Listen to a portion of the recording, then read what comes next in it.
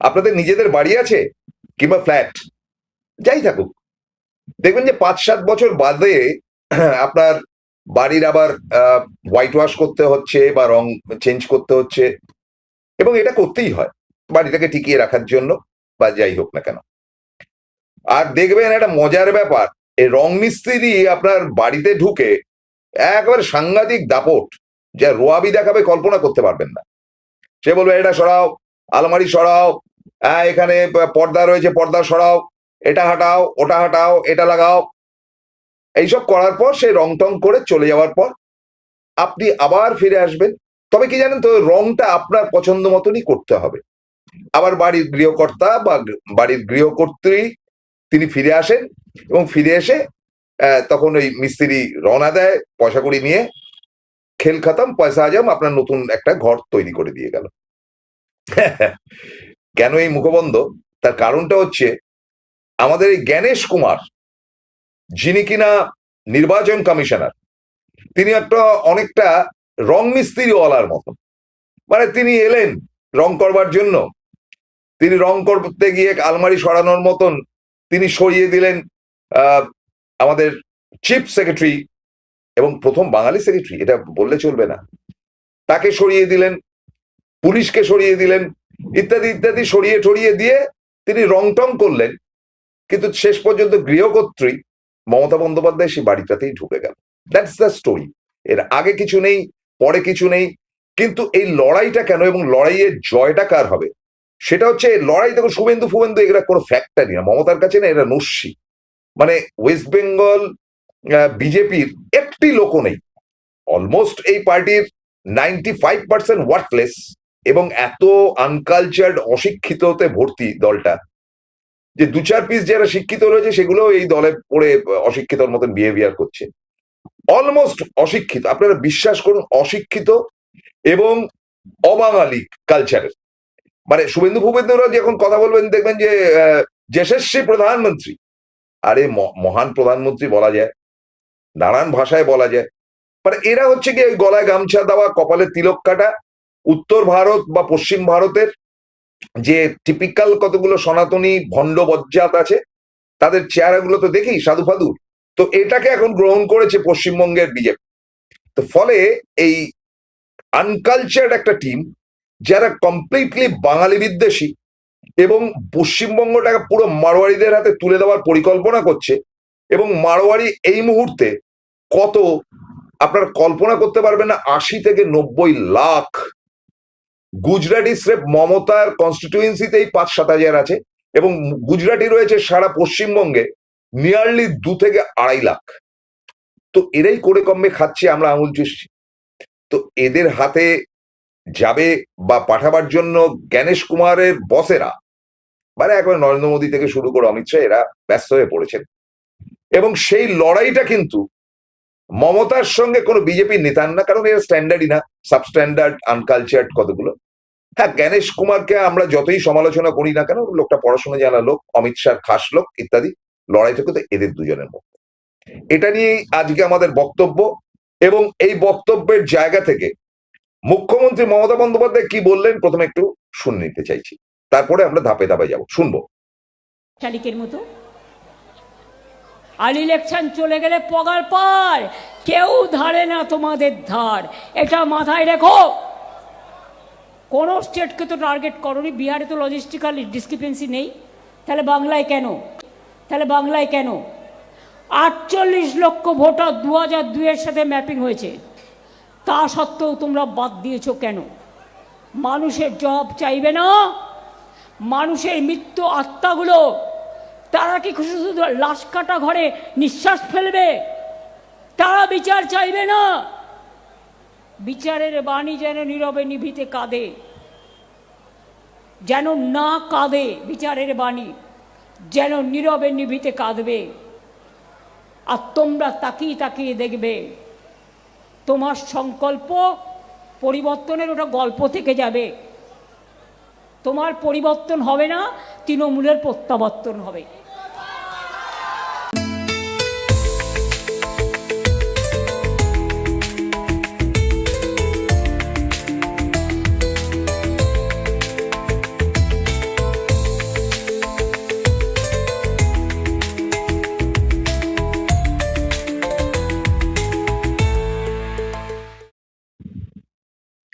নমস্কার, স্বাগতম, আসসালাম আলাইকুম।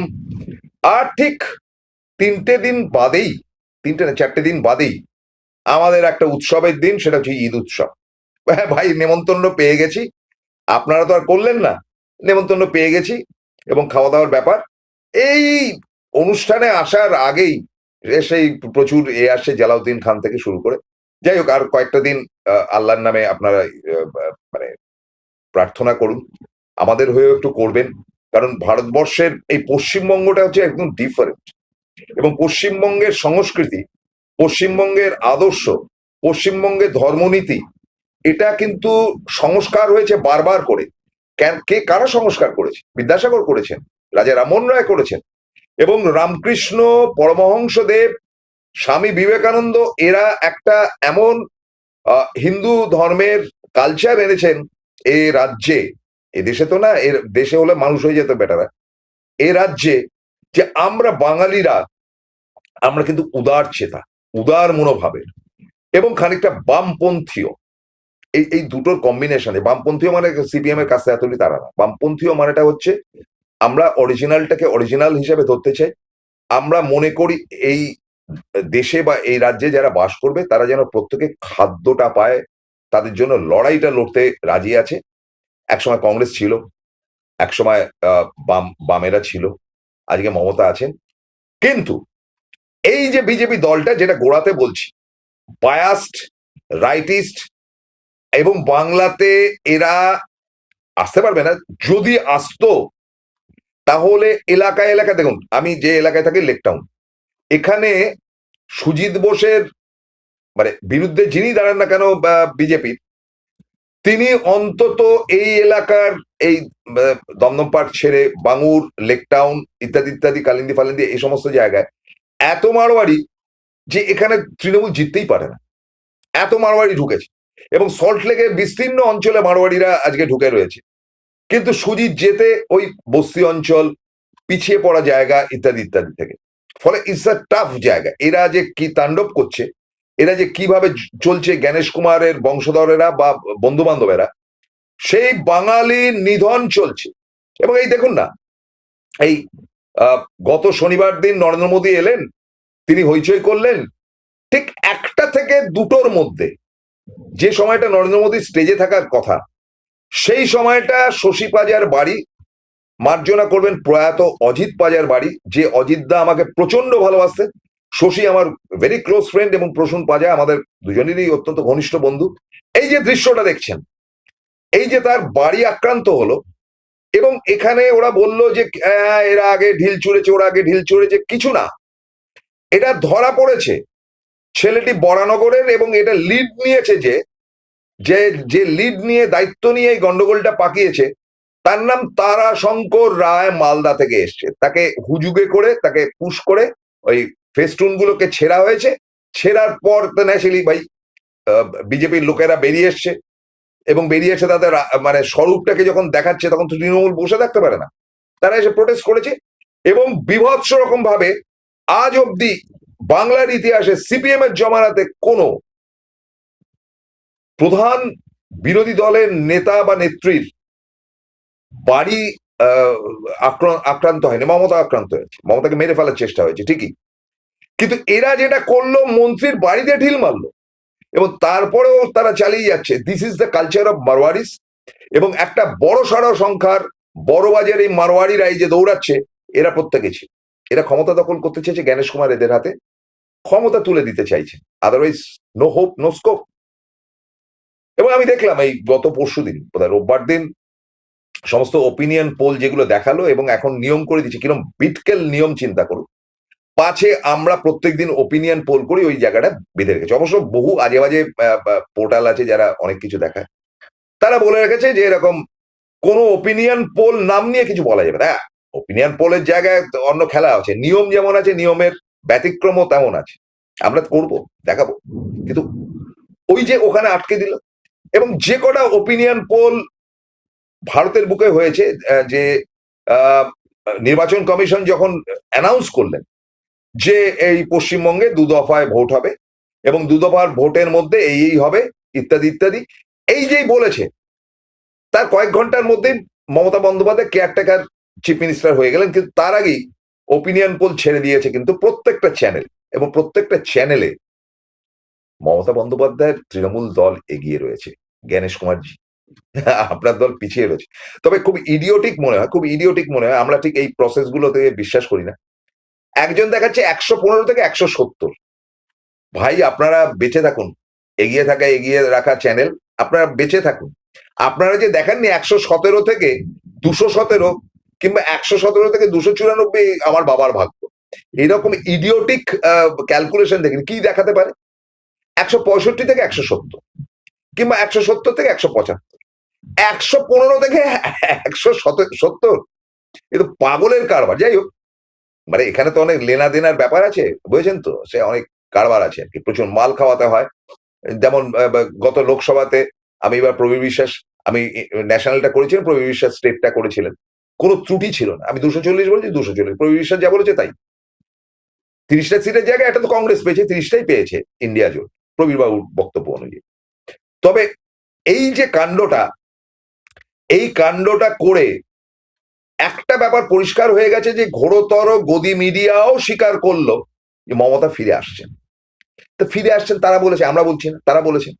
এবং কত আসন নিয়ে ফিরে আসবে সেটা ক্রমশ প্রকাশ্য, ওইভাবে আলোচনার জায়গা নেই। এবার কথাটা হচ্ছে, তাহলে জ্ঞানেশ কুমার এত কাণ্ড কারখানা করলো, এত ডিসক্রিপেন্সি ইত্যাদি ইত্যাদি তৈরি করলো, এত অজুহাত দিয়ে বাতিল করা হলো, তা দাঁড়ালোটা কোথায়? কোথায় দাঁড়ালো? কি দাঁড়ালো? কিভাবে তিনি প্রেস মিট করলেন?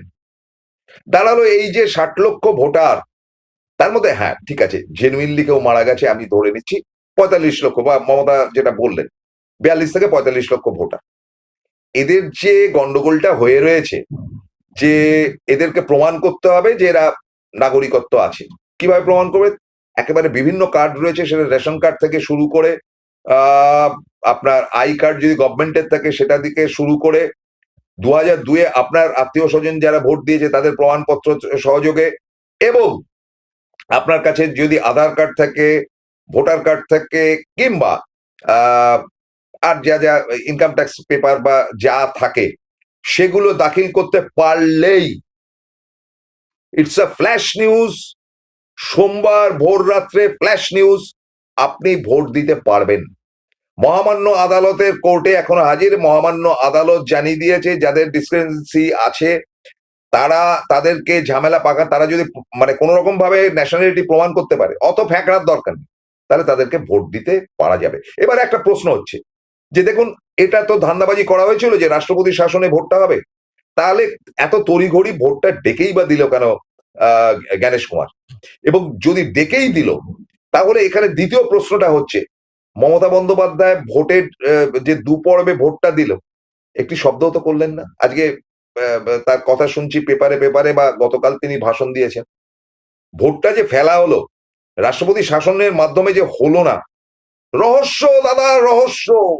আপনাদের প্রথম ভাগে বললাম যে যত ঝামেলা সম্ভব নন্দিনী চক্রবর্তীকে সরিয়ে দেওয়া, তারপরে আমাদের পুলিশ কমিশনার বাঙালি তাকে সরিয়ে দেওয়া, এই সমস্ত সরিয়ে টরিয়ে দিয়ে রং মিস্ত্রি ওয়ালাটা আপনার বাড়িতে রং করে দিয়ে গেছে, ওই ওই নীল রং, নীল সাদা রঙই করেছে দাদা। সেখানে এসে মমতা বন্দ্যোপাধ্যায় ঢুকবে, এবং কি যে উপকার করে দিয়ে গেছে।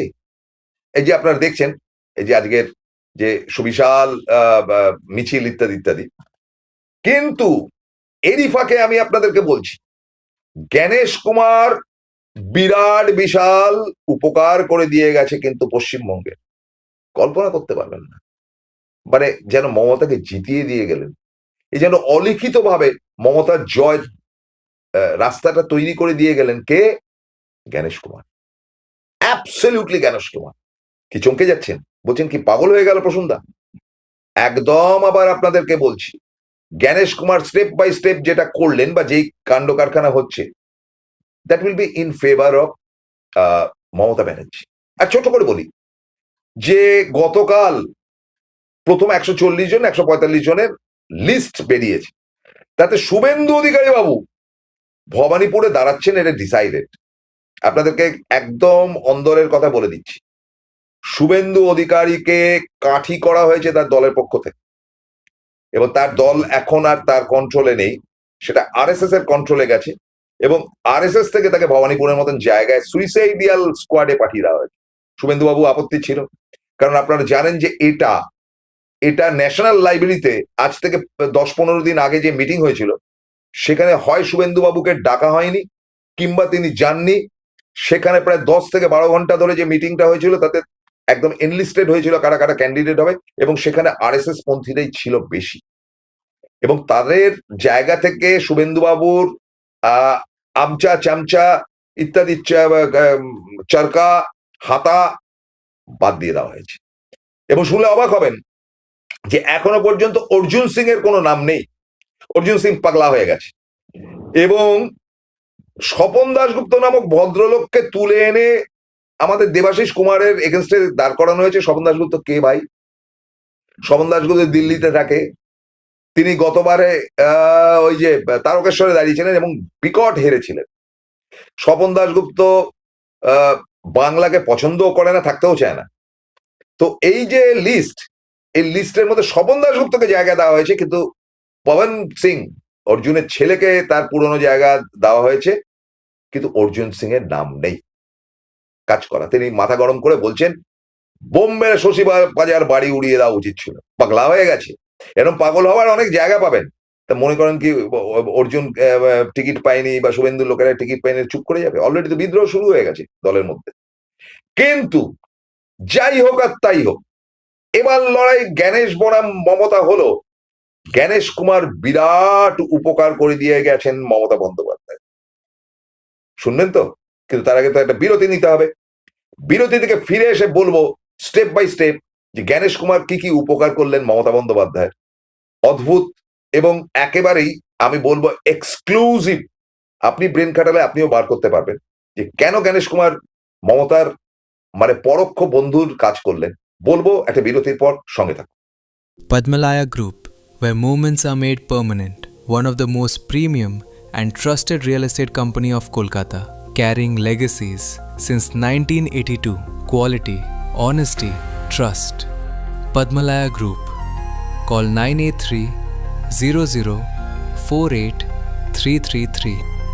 Visit us www.padmalayagroup.in. Welcome to the world of civil business.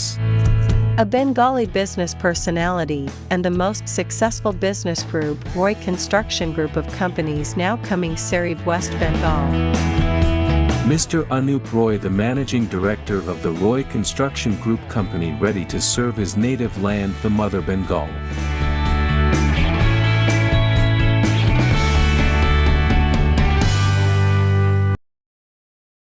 Film বিরতি, ভেরি ইন্টারেস্টিং। এবার শুন কেন জ্ঞানেশ কুমার বন্ধুর মতন কাজ করলেন। পরপর বলছি। প্রথম কথাটা হচ্ছে 60 লক্ষ নাম বাদ দিয়েছেন, তো ঠিক আছে, অন দ্য প্রসেস তিনি করেছেন। আইন কানুন আদালত ইত্যাদি ইত্যাদি হয়েছে, একটার পর একটা প্রেস মিট হয়েছে। এখান থেকে মমতা বন্দ্যোপাধ্যায় নিজে গেছেন জ্ঞানেশ কুমারের সঙ্গে কথা বলতে, অভিষেক একটার পর একটা মিটিং করেছেন, সব শুনলাম।